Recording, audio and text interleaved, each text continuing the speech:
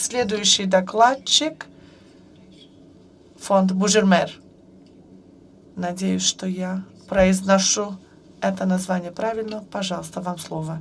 Добрый день, уважаемые дамы и господа. Да, вы правильно произнесли фонд Бузургмехр. Наш фонд создан в честь таджикского политзаключенного Бузургмехра Йорова, юриста, которого власти Таджикистана осудили на 28 лет. Меня зовут Джамшед Йоров.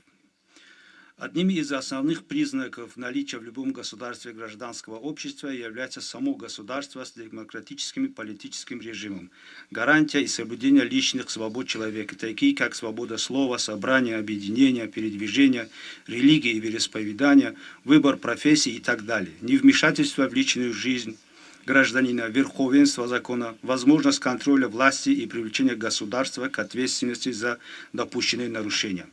Но, к сожалению, ни одно из этих определений никаким образом не подходит для сегодняшнего Таджикистана. В стране фактически нет ни одной религиозной, профессиональной или общественного объединения, которое бы не было под контролем государства.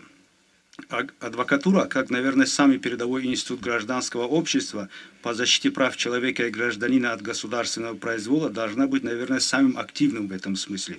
Но после принятия в 2015 году нового закона об адвокатуре в Таджикистане фактически перестал существовать данный институт гражданского общества.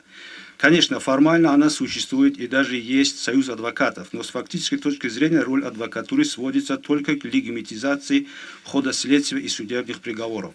В особенности это относится к уголовным делам. Адвокатура в Таджикистане не только не может и не умеет защищать своих доверителей, но и не может защищать свои профессиональные права. После начала интенсивных государственных репрессий против оппозиционеров с 2014 года, а в особенности с ноября прошлого года по настоящее время, когда власти грубо, жестоко и кроваво пресекли гражданское недовольство на Памире, окончательно были уничтожены последние проявления независимости адвокатуры.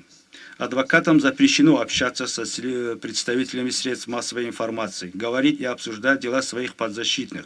С них в обязательном порядке отбирается расписка о неразглашении данных следствия и суда.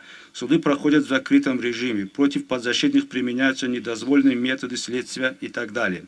Но если кто-то из адвокатов начнет говорить о подобных нарушениях, он не только попадает под колесо репрессий силовых структур Таджикистана, но и ответить перед руководством самого Союза адвокатов Таджикистана о неприемлемости конфронтации с властями.